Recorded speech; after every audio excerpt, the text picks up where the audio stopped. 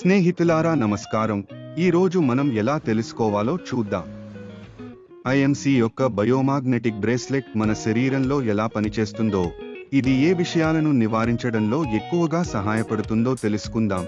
మిత్రులారా, ఇప్పటివరకు పలు విషయాలను చూశాం: ఫ్యాన్, లైట్, వేర్, ఎలక్ట్రిక్ పరికరాలు.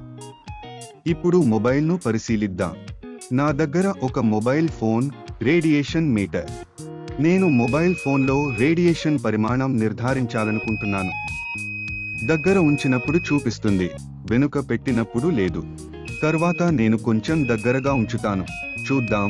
పూర్తిగా దగ్గరగా ఉంచినప్పుడు రేడియేషన్ చూపిస్తుంది. ఇది మా ఐఎంసీ యొక్క బయోమాగ్నెటిక్ మరియు మాగ్నెటిక్ బ్రేస్లెట్. నేను ఈ బ్రేస్లెట్ను దగ్గర ఉంచినప్పుడు రేడియేషన్ పూర్తిగా సున్నాగా మారుతుంది. రేడియేషన్ పూర్తిగా ఆగి ఇబ్బందులు కలుగుతున్నాయి.